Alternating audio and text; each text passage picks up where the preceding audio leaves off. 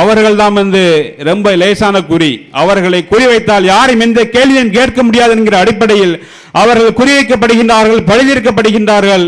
அவர்கள் இன்னும் பலவிதமான சதிகளுக்கு உள்ளாக்கப்படுகின்றார்கள் என்று 70% இந்துக்கள் பதிவு செய்கின்றார்கள். 2007 நடந்த ஒரு கணக்கெடுப்பில், அவுட்லுக் நடத்திய அந்த கணக்கெடுப்பில் அதைத்தான் நாம் சொல்லுகின்றோம். சோழனேற்ற சமுதாயமாக இருந்து கொண்டிருக்கின்றது. ஆனால் வரலாற்றை திருப்பி பார்த்தோம் அப்படின்னா வரலாற்றில் வசந்தமான பக்கங்கள் நமக்காக வேண்டி வான்சியோடு பல பாடங்களை கற்றுக் கொடுத்து கொண்டிருக்கின்றது. ஆனால் நாம் அந்த வரலாற்றிலிருந்து பாடங்களை கற்றுக்கொள்ளாமல் நாம் எனக்கு ஏதோ எனக்கு என்ன பிரச்சனை என்று இருந்து கொண்டிருக்கின்றோம். அது இப்புள்ள காலங்களில் மக்களுடைய போக்கு ரொம்ப ரொம்ப ரொம்ப சொல்லப்போனால் ரொம்ப அசட்டுது. ரொம்ப வார்த்தைகளை பிரயோகங்கள் ஹார்ஸஸை குறைக்கணுக்காண்டி சொல்லிக்கிறேன். ரொம்ப அசட்டுத்தனமாக இருந்து கொண்டிருக்கின்றார்கள். ஏன்னா என் மகன் ஐடி படிக்கிறான், 50,000 சம்பளம் வாங்குறான், 30,000 சம்பளம் வாங்குறான், 70,000 சம்பளம் வாங்குறான் என்று பீத்தி கொண்டிருக்கின்றார்கள். அப்படி பீத்தினால் நீங்கள் முட்டாள்களாக இருந்து கொண்டிருக்கின்றீர்கள். ஏனென்றால் உங்களுடைய நிலையில் இருந்த பிராமணன் இன்றைக்கு நாசாவில் ஆய்வு செய்து கொண்டிருக்கின்றான். நீங்கள் இப்போதான் பெங்களூருக்கு ட்ரெயின் ஏற சொல்லி பெருமை எடுத்துக் கொண்டிருக்கின்றீர்கள். பெங்களூருக்கு ட்ரெயின் ஏறக்க உங்களுக்கு 70 வருடங்களாக இருக்கின்றது. இன்னைக்கு நீங்கள் IAS IPS எல்லாம் ஆக போகின்றீர்கள்.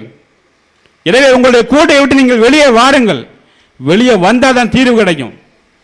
நமக்கு என்று ஒரு வரலாறு இருக்கின்றது. அந்த வரலாறு நாம் ஏன் மறக்க வேண்டும்? இவர்களுக்கு இடஒதுக்கீடு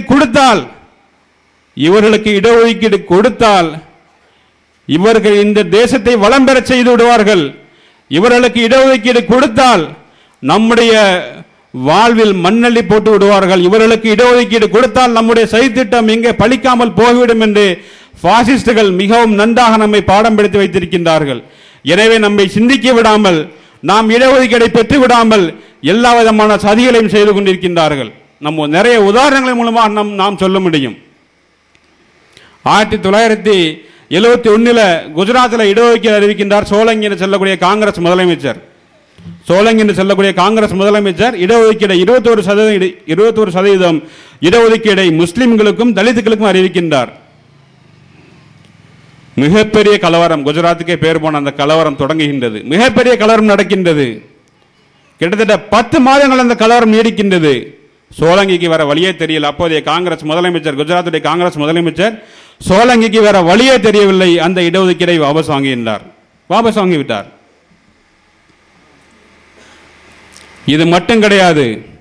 3% இருக்கக்கூடிய அந்த உயர் ஜாதியினர் இந்தியாவில் இருக்கக்கூடிய எல்லா துறையிலும் கோலோச்சி கொண்டிருக்கின்றார்கள். வேற யாரும் உள்ள நுழைந்து விடாதபடி மிகவும் கவனமாக இருந்து கொண்டிருக்கின்றார்கள். உதாரணத்துக்கு இராணுவத்துறை எடுத்துக்கொள்வோம். சச்சார் தன்னுடைய அறிக்கையை தயார் செய்யும் பொழுது இராணுவத்துறையில் முஸ்லிம்களுடைய எண்ணிக்கை என்ன என்பதை நாம் ஹெட் கவுண்ட், தலைகளை என்ன வேண்டும், எத்தனை பேருக்கான என்ன வேண்டும் என்று ஒரு அறிக்கையை வெளியிடுகின்றார். அறிக்கையை வெளியிட்டேதான் தாமதம். கொய்ய முறை என்று நாலா பக்கங்களிலிருந்தும் எதிர்ப்பு கிளம்புகின்றது. இராணுவம் என்பது நாட்டை பாதுகாக்கக்கூடிய மத ஆச்சரியங்களுக்கு அப்பாற்பட்ட ஒரு நிறுவனம். அங்கு ஜாதி மதம் என்பது கிடையாது. அங்கு குறிப்பிட்ட ஒரு சமூகத்தாரை கணக்கெடுக்க நாங்கள் விடமாட்டோம் என்று சொன்னவர் யார் என்றால் JJ சிங் என்று சொல்லக்கூடிய அப்போதைய இராணுவ தளபதி. சொன்னவர் யார் என்றால் அப்போதைய இராணுவ தளபதி JJ சிங் என்று சொல்லக்கூடியவர். அவர் சொல்லுகின்றார். சொல்லத்தான் செய்வாங்க. ஏனென்றால் அவர்களுக்கு எல்லா விதமான உரிமைகளும் இருக்கின்றது. இந்திய இராணுவத்தில் சீக் ரெஜிமெண்ட், சீக்கியர்களுக்கு தனியான ஒரு படைப்பிரிவு, சீக்கியர்களுக்கு தனியான ஒரு படைப்பிரிவு, கூர்காக்களுக்கு தனியான ஒரு படைப்பிரிவு, கோர்காலன் மக்களுக்கு தனியான ஒரு படைப்பிரிவு என்று ஒவ்வொருத்தருக்கும் அந்தந்த பகுதிக்கு தகுந்தவாறு ஒவ்வொரு பெயரை சொல்லி தனித்தனியான படைப்பிரிவை வைத்திருக்கின்றார்கள். அதை போன்ற ஒரு படைப்பிரிவை எங்கே முஸ்லீம்களும் ஏற்படுத்தி விடுவார்களோ என்ற அச்சத்தின் விளைவாகத்தான் அதை நாங்கள் செய்தோம் என்று இப்போது தகவல்கள் வந்து கொண்டிருக்கின்றது. JJ சிங் சொல்றாரு. அப்படி இருக்கக்கூடிய சீக்கியர்கள் இந்தியாவுடைய அவர்களுடைய சதவீதம் என்ன தெரியுமா? 1.8%. சீக்கியர்களுடைய சதவீதம் இந்தியாவில் 1.8%. இராணுவத்திலுடைய அவர்களுடைய சதவீதம் இது அதிகாரப்பூர்வமான தகவல் கிடையாது. இருந்தாலும் ஒரு சில ஆங்கில இதழ்களில் வந்த நம்பிக்கைக்குரிய தகவல்கிற அடிப்படையில் நம்ம சொல்லுகின்றோம். அவர்களுடைய சதவீதம் இராணுவத்தில் 1.8% இருக்கக்கூடிய சீக்கியர்கள் இராணுவத்தில் 8% கோலோச்சி கொண்டிருக்கின்றார்கள். முஸ்லீமுடைய சதவீதம் என்ன தெரியுமா? அதே பத்திரிகை சொல்லுகின்றது முஸ்லீமுடைய சதவீதம் 3%க்கும் குறைவாக தான் இருக்கின்றது. இந்திய ராணுவத்தில் முஸ்லீமுடைய பங்களிப்பு 3% குறைவாக தான் இருந்து கொண்டிருக்கின்றது. இப்படி முஸ்லீம்களுடைய எண்ணிக்கையை ராணுவத்தில் வந்து கணக்கு எடுக்க வேண்டும், ஹெட் கவுண்ட் நடத்த வேண்டும் என்ற அறிக்கையை சச்சார் வெளியிட்டவுடன், சச்சார் வெளியிட்டு பின்னாடி ஒரு பெரிய வரலாறு உண்டு. உமர் காலித் என்று சொல்லக்கூடிய அமெரிக்காவை பேஸ் பண்ணக்கூடிய ஒரு பெரிய இஸ்லாமிக் ஸ்காலர் அவர் வஃபாத் ஆயிட்டார். அவர் ஒரு சில தகவல்களை வெளியிடுகின்றார். வெளியிட்டு இந்தியாவில் இருக்கக்கூடிய ராணுவத்தில் உள்ள முஸ்லீம்களுடைய எண்ணிக்கையை கண்டிப்பாக நடத்திய தீர வேண்டும், முஸ்லீம்கள் அங்கே அறவே இல்லை, முஸ்லீம்களுக்கு ஒரு பெரிய அநீதி அங்கே இழுக்கப்பட்டு கொண்டிருக்கின்ற தகவல்களை வெளியிட்டதுக்கு அப்புறம், பலவிதமான ஆய்வுக்கு அப்புறம் உமர் காலிதியோட அந்த புக்கை பேஸ் பண்ணி தான் அவர் என்ன செய்யறாருன்னா சச்சார் அந்த தகவலை வெளியிடுகின்றார். ராணுவத்தினரிடம் அதை ஒப்புக்கொள்கின்றார்கள். உமர் காலிதியுடைய அந்த புக்கை படித்து தான் இவர் காக்கி அண்ட் எத்னிக் வயலன்ஸ் என்று சொல்லக்கூடிய அந்த புக்கு இப்போது மார்க்கெட்டில் கிடைக்குது, வாங்கி படித்து பாருங்க. காக்கி அண்ட் எத்னிக் வயலன்ஸ் என்று சொல்லக்கூடிய அந்த புத்தகத்தை படித்து தான் சச்சாரும் சொல்லுகின்றார். ஆனால் சச்சார் வைத்த வாதம் மிகவும் உண்மையானது. அவர் வைத்த வாதம் பலருடைய வயிற்றில் புலியை கரைத்திருக்கின்றது. முஸ்லிம்கள் ராணுவத்தில் சுத்தமாக இல்லை என்பதை ஒரு நிகழ்வின் மூலமாக நாம் தெரிந்து கொண்டால் நன்றாக இருக்கும். அது என்ன நிகழ்வு என்றால், ஜெய் சிங் சொல்லுகின்றால் இங்கு ராணுவத்தில் முஸ்லீம்களை கணக்கெடுக்க கூடாது, ஏனென்றால் இது மதமாச்சாரியங்களுக்கு அப்பாற்பட்டது என்று சொல்லுகின்றார். சரி, இதையாவது நம்ம சாதாரணமாக எடுத்துக்கொள்ளலாம், ஒரு பேச்சுக்கு சாதாரணமாக எடுத்துக்கொள்ளலாம். ஜெய் சிங் இப்படி சொல்றாரு, கொஞ்சம் நியாயம் இருக்குப்பா அப்படின்னு சொல்லிட்டு. அதே போன்ற ஒரு செயலை அப்போது எதிர்க்கட்சி தலைவராக இருக்கக்கூடிய சாட்சாத் எல்கே அத்வானி செய்கின்றார். 2006ஆம் வருடம் ஜனவரி மாதம் சச்சார் இந்த அறிக்கை சொன்னவுடன், சச்சார் சொன்னது மிகவும் தவறான வாதம், முஸ்லிம்கள் ராணுவத்தில் எந்த அளவுக்கு இருக்கின்றால் என்ற கணக்கெடுப்பை நடத்தக்கூடாது என்று பார்லிமெண்டிலிருந்து மக்களவையிலிருந்து வெளியிடப்பு செய்கின்றார். ஏன் இவ்வளவு பயம்? ஏன் இவ்வளவு பயம்? பார்லிமெண்ட்ல இருந்து வெளியிடப்பு செய்யக்கூடிய அளவிற்கு அங்கு என்ன நடந்தது? ஒண்ணுமே நடக்கல. சச்சார் என்ன சொல்லிவிட்டார்? ராணுவத்தில் எத்தனை முஸ்லீம்கள் இருக்கிறாங்கிற கணக்கெடுப்பு தெரியணும், இதை தான் சொன்னது அவர். இதை சொன்னதற்கு அவர் மக்களவையை புறக்கணித்து விட்டு வெளியே போய்விட்டார். அப்போது அங்கே ஏதோ இருக்கின்றது. திருடனுக்கு தேல் கொட்டியது போன்று தமிழில் சொல்லுவோம் அல்லவா, திருடனுக்கு தேல் கொட்டியது போன்ற அவர் மக்களவையிலிருந்து வெளியே சென்று விட்டார். மிகப்பெரிய பிரச்சனையாக இதை மாற்றிவிட்டார். அத்தோடு இது முடிந்தது. ராணுவத்தில் 3%, ராணுவத்தில் அதிகாரப்பூர்வமில்லாத தகவலின்படி ராணுவத்தில் 3% இருந்து கொண்டிருக்கின்றார்கள். ஆனால் முஸ்லிம்கள் எதிரிகளுக்கு இடையில் நடக்கக்கூடிய சண்டையில் உயிரிழக்கக்கூடிய விஷயத்தில் ராணுவத்தில் அவர்களுடைய சதவீதத்திற்கும் அதிகமாக இருக்கின்றார்கள் என்பதுதான் இன்னொரு உண்மை. எப்படி சுதந்திரத்தின் போதும், சுதந்திர போராட்டத்தின் போதும், ஜாலியன் வாலாபாக் படுகொலையின் போதும், 1757 பிளாசி போரின் போதும், சிப்பாய் கழகத்தின் போதும் எப்படி முஸ்லிம்கள் தங்களுடைய இன்னுயிரை நீத்து பிரிட்டிஷ்காரனுக்கு எதிராக தங்களுடைய வீரத்தை காட்டி இந்தியாவுக்கு சுதந்திரத்தை வாங்கி கொடுத்தார்களோ, அதே போல்தான் இன்றும் இருந்து இந்தியாவிற்கு எதிராக வரக்கூடிய அச்சுறுத்தல்கள் எல்லாம் ராணுவத்தில் இருந்து எதிர்கொண்டு தங்களுடைய இன்னுயிரை ஈந்து கொண்டிருக்கின்றார்கள் என்பதுதான் உண்மை. அதே ஒரு தகவல் சொல்லுகின்றது. அந்த தகவல் என்னவென்றால், முஸ்லிம்கள் 3% என்று இந்திய ராணுவத்தில் 11 லட்சம் பேர் இருக்கக்கூடிய இந்திய ராணுவத்தில் முஸ்லிம்கள் 3% என்று நம்பப்படுகின்றது. ஆனால் 2010 ஒரு ஆர்மி ஒரு கணக்கெடுப்பை வெளியிட்டிருக்கின்றது. அந்த கணக்கெடுப்பின்படி 2010 நடந்த பல்வேறு operations, Kashmir, China border, Tibet போன்ற பகுதிகள், பங்களாதேஷ் பார்டர் போன்ற பல ஆபரேஷன்ஸ்ல நடந்த ஆர்மி ஜவான்களுடைய எண்ணிக்கை 159, அதில் 6% முஸ்லிம்கள் என்ற தகவலை வெளியிட்டிருக்கின்றது. இருக்கிறது 3%, செத்தது 6%. முஸ்லிம்கள் இந்தியாவிலும் சரி, தமிழ்நாட்டிலும் சரி, குஜராத்திலும் சரி, மகாராஷ்டிராவிலும் சரி வாழக்கூடியது 5.6%, 9%, 14%. ஆனால் அவர்கள் ஜெயிலில் வாழக்கூடியது தமிழ்நாட்டில் 5.6%, ஜெயிலில் இருக்கிறது 9.6%. குஜராத்தில் 15.6% ஜெயிலில் முஸ்லிம்கள். இப்படியாக தங்களுடைய சதவீதத்திற்கும் அதிகமாக உயிரை விட்டு கொண்டு, தங்களுடைய சதவீதத்திற்கும் அதிகமாக சிறைச்சாலைகளில் காலத்தை கழித்துக் கொண்டு இன்னும் ஒரு அவப்பெயரையும் சுமந்து கொண்டிருக்கின்றார்கள். என்ன அவப்பெயர் என்றால், இவர்களுக்கு ராணுவத்தில் இடம் கொடுத்தால் இவர்கள் பாகிஸ்தானுக்கு ஆதரவாக செயல்படுவார்கள் என்று சொல்லிக் கொண்டிருக்கின்றார்கள்.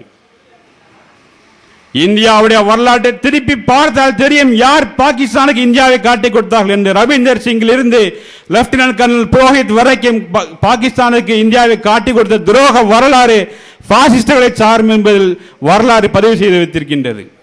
ஒரு முஸ்லிமை கூட காட்ட முடியாது. நீங்கள் இந்தியாவை காட்டிக் கொடுத்த வரலாற்றில் ஒரு முஸ்லிமை கூட உங்களால் காட்ட முடியாத வரலாற்றில் 2007 ரவீந்தர் சிங் தொடங்கி 2010 லெப்டினன்ட் கர்னல் புரோஹித் வரைக்கும் பட்டியலிட்டுக் கொண்டால் நீங்கள் விடியலை தொடர்ந்து படித்தால் தெரியும். நாங்கள் பட்டியலிட்டுக் கொண்டே இருக்கின்றோம்.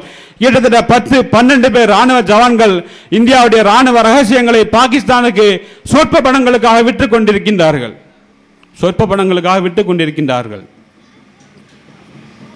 சொல்றாங்க ஏபிவிபி விஹெச்பி போன்ற அமைப்புகள் சொல்லுகின்றார்கள், இவர்களுக்கு ராணுவத்திலும் இன்னும் இருக்கக்கூடிய ரா போன்ற உளவுத்துறை நிறுவனங்களில் இவர்களுக்கு நாம் இடஒதுக்கீடு கொடுத்தால் இவர்கள் இடஒதுக்கீடு அல்ல வேலை வாய்ப்புகளை கொடுத்தால், இடஒதுக்கீடு இரண்டாவது, வேலையை கொடுக்கூடாது அவனுக்கு, வேலை வாய்ப்புகளை கொடுத்தால் இவர்கள் காட்டி கொடுத்து விடுவார்கள்.